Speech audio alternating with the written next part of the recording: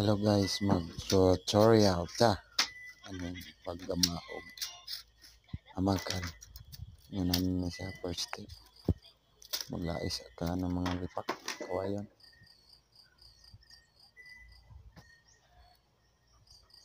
Ano siya ang paglais o pagluti sa kawayan nga buhaton mo gamakan.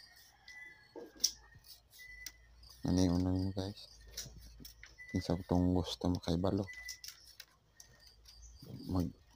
Mga makan, labi na itong dagang mga punuang kawayan para magamit po. Isag pang balay ra gud niya, pang dingding. Ano siya, grabe nga ita na siya. Ano siya green, ano magdag view sa amakan.